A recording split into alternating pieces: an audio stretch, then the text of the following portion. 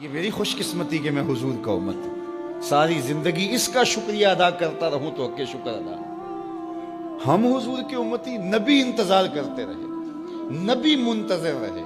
حضرت خلیل اللہ کی بارگاہ میں پکار رہے ہیں، ربنا وابعث فیہم رسولا، مالک رسول بھیج دے۔ کوئی کہتا ہے لیسا بفظ ولا بغلظ، وہ ترشرو نہیں ہوگا، سخت مزاج نہیں ہوگا، ماتھے پہ شکنے لانے والا نہیں ہوگا، وہ پیار بانٹنے والا ہوگا، بس وہ آیا جا رہا ہے۔ حضرت عیسیٰ نے تو نام بھی بتا دیا نا، مبشرم برسول یاتی من بعد اسمہ احمد، لوگوں میں جا رہا ہوں، چلو نام بھی بتا دیتا ہوں، میرے بعد جو آنے والا اس کا نام احمد ہوگا۔ نبی انتظار کرتے رہے، 12 نبیوں نے انتظار کیا حضور کی امت میں ہونے کے لیے، تمنا کی۔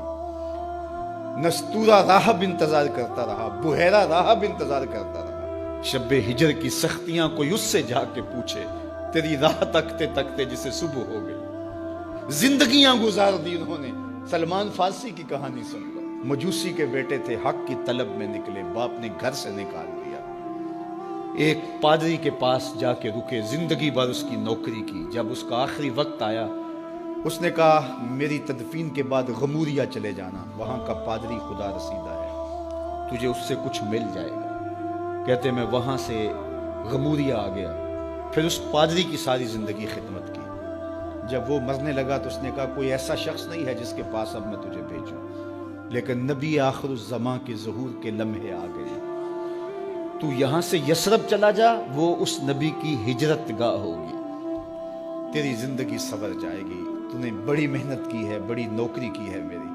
کہتے میں نے اس کو کہا کہیں ایسا نہ ہو میں دھوکہ کھا جو مجھے کوئی نشانی بتا دے۔ اس نے کہا 3 نشانیاں، ایک صدقہ نہیں لے گا، دوسرا ہدیہ رد نہیں کرے گا، تیسرا 2 کندھوں کے درمیان مہر نبوت ہو۔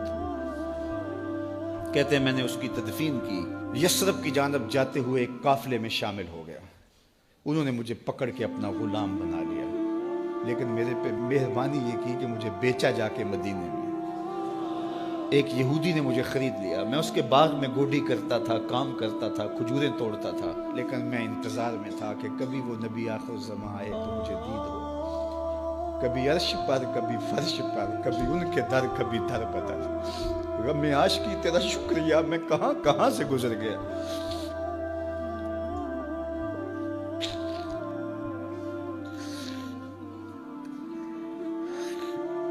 کہتے ہیں ایک دن میں اپنے باغ میں کھجوریں توڑ رہا تھا کہ ہواؤں میں مستی پیدا ہو گئی اور ہر سمت سے طلع البدر علینا کی صدائیں گونجنے لگیں۔ میں سمجھ گیا کہ وہ لمحے آ گئے، میں نے چھلانگ لگا دی اور دوڑ پڑا۔ میرے آقا نے سمجھا شاید غلام بھاگ گیا، اس نے دوڑ کے مجھے پکڑ لیا۔ میں نے اس کو کہا کہ میں نوکر تیرا ہی ہوں، لیکن دل نوکر کسی اور کا ہے، میں بھاگوں گا نہیں، مجھے جانے دے۔ میں کچھ کھجوریں لے گیا تھا صدقے کی نیت سے، جا کے حضور کو پیش کی۔ آقا کریم نے فرمایا ہم نبی صدقہ نہیں لیتے۔ کہتے ہیں نشانی ایک پوری ہو گئی، کہتے ہیں کہ میں کچھ دنوں کے بعد اور کھجوریں لے گیا اور میری نیت ہدیہ کی تھی، میں نے پیش کی، حضور نے قبول فرما لی، لیکن میں بھی کہتا تھا تیسری نشانی بھی پوری ہو لے تو پھر مانوں گا، اور وہ کیا تھی؟ 2 کندھوں کے درمیان مہر نبوت۔ کہتے ہیں ایک دن حضور میرے باغ میں آئے اور آقا کریم نے اپنے مبارک کندھے پہ چادر رکھی ہوئی تھی اور چادر کی اوٹ میں مہر نبوت چھپی ہوئی تھی، اور میں پیچھے ہو کے دیکھتا تھا، اور میری آرزو یہ تھی کہ کوئی تیز جھونکا ہوا کا آئے اور چادر ہٹ جائے اور میں مہر نبوت کی زیارت کر لوں۔ حضور میرے ارادہ قلب سے آگاہ ہوئے، فَأَلْقَى إِلَيَّ رِدَاءَهُ، حضور نے چادر اتار کے میری جانب پھینکی اور پھر ایسے رخ کر کے فرمایا انظر الی ما امرت بہ، اس پادری نے جو بتایا تھا دیکھ لے آ کے۔ تو کہا میں نے دیکھا کہ حضور کے کندھوں کے درمیان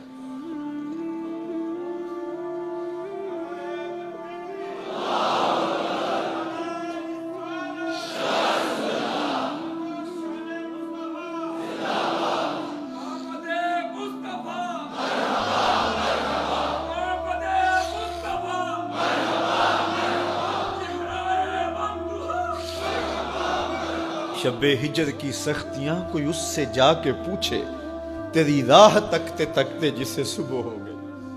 ہم نے تو کوئی انتظار نہیں کیا نا، ہم نے تو کوئی دکھ نہیں سہا، ہم سوئے تھے مقدر جاگ اٹھے.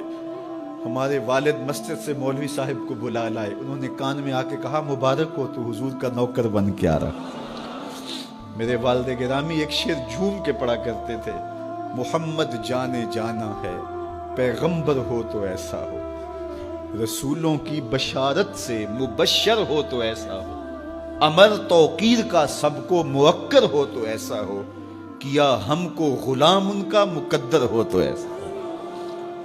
میں اپنے مقدر پہ قربان نہ جاؤں, آپ اپنے مقدر پہ نثار نہ جائیں.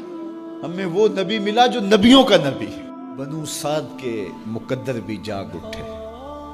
اللہ اکبر, کیا وہ خوش نصیب وادیاں تھیں, کیا وہ خوش بخت پہاڑ تھے بنو سعد کے, جہاں حضور نے زندگی کے ابتدائی سال گزارے. اللہ اکبر. حضرت حلیمہ سعدیہ کہتی ہیں جب میں حضور کو گھر لے گئی تو میرے گھر میں روشنیاں آ گئیں. باقاعدہ عورتوں نے کہا حلیمہ تو اتنی امیر ہو گئی ہے رات کو بھی دیا نہیں بجھاتی. بڑے امیر کبیر گھرانوں میں بھی رات کو لوگ دیا بجھا دیا کرتے ہیں, لیکن تو اتنی ہی امیر ہو گئی ہے کہ رات کو بھی تیرے گھر کا دیا نہیں بجھتا.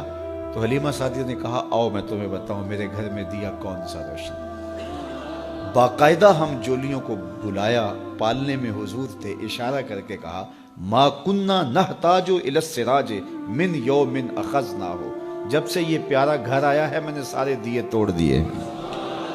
دیے کی ضرورت نہ مشعل کی حاجت, عجب روشنی تو نے پائی حلیمہ, بڑی تو نے توقیر پائی حلیمہ, بنی تو محمد کی دائی حلیمہ. کہا ما کننا نحتاج الی السراج من یوم اخذناہ, جب سے یہ پیارا گھر میں آیا ہے میں نے سارے دیے توڑ دیے.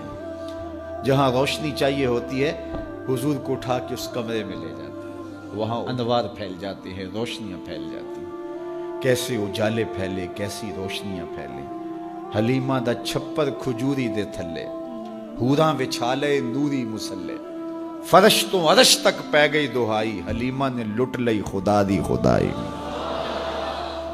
اللہ اکبر. وہ سارا دن تو صحراؤں میں گھوم لیتی تھی, اسے جب بھوک لگتی تھی لبوں کو چوم لیتی تھی. بخت جاگے حلیمہ سعدیہ کے حضور ان کے گھر آئے. اللہ اکبر. جدھر سے گزرتے گئے نور پھیلتا گیا, انوار پھیلتے گئے. حضرت سیدہ طیبہ طاہرہ حضرت عائشہ سلام اللہ علیہا فرماتی ہیں کہ میں کچھ سی رہی تھی کہ میرے ہاتھ سے سوئی گر گئی. اب حضور کے گھر میں دیے میں جلانے کے لیے تیل بھی نہیں تھا.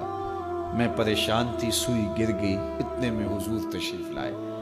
حضور مسکرائے, کہتی ہے میں نے گمی ہوئی سوئی تلاش کر لی. اللہ اکبر. تو یہ روشنی تھی, یہ انوار تھے. اللہ اکبر. اذا ضحک یتلالع فی الجدر, جب حضور مسکراتے تھے سامنے والی دیواروں پہ عکس پڑتا تھا. اللہ اکبر. جب مسکراتے تھے نور پھیل جاتا تھا. اذا تکلم رؤیا کالنور یخرج من بین ثنایاہ, حضور کے سامنے والے دانتوں میں ہلکا سا فاصلہ تھا, اور جب آقا کریم گفتگو کرتے تھے وہاں سے نور کی کرنیں چھن چھن کے نکلتی تھیں, انوار پھیل جاتے تھے. ایسا نوری ماحول, ایسا نورانی چہرہ. حضرت ابو ہریرہ بولے کل قمر لیلۃ البدر لم ارى قبلہ ولا بعدہ مثلہ. کیا پوچھتے ہو, 14ویں رات کا چمکتا ہوا چاند تھے میرے حضور. پھر کہا نہیں نہیں نہیں, حضور جیسا نہ پہلے دیکھا نہ بعد میں دیکھا. حضرت حسان بن ثابت پاس کھڑے تھے. کہا دیکھتے کیسے, کسی ماں نے جنم دیا ہوتا تو دیکھتے. خدا نے وہ سچائی پن چھڑیا جدے وچ محمد نو ٹالیا سی. حسینہ جمیلہ دا منہ موڑ دیتا, محمد بنا کے قلم توڑ دیتا. مثل او در عالم امکان متصور نیست.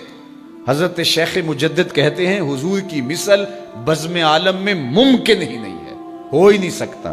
اور اقبال کا لہجہ بھی دیکھیے, رخ مصطفیٰ ہے وہ آئینہ کہ اب اس سا دوسرا آئینہ, نہ کسی کی بزم خیال میں نہ دکان آئینہ ساز میں. تو وہ پیکر تراشا, وہ پیکر تراشا, مکھ چند بدرشا شانی ہے, متھے چمک دی لاٹ نورانی ہے, کالی زلف تیک مستانی ہے, مخمور اکھی ہن مد بھری. کیسا جمال دیا, کیسا حسن دیا. اچھا بریلی کے امام سے بھی پوچھ لیجئے. اللہ اکبر. بل بل نے گل ان کو کہا, کمری نے سروے جاں فضا. بلبل کی منتہائے پرواز تو یہی ہے نا، کسی کو پھول کہتے. بلبل نے گل ان کو کہا، کمری نے سروے جاں فضا، حیرت نے جھنجھلا کر کہا یہ بھی نہیں وہ بھی نہیں. خورشید تھا کس زور پر، کیا بھر کے چمکا تھا قمر، بے پردہ جب وہ رخ ہوا یہ بھی نہیں وہ بھی نہیں. وہ حسن دیا وہ جمال دیا اللہ نے اپنے محبوب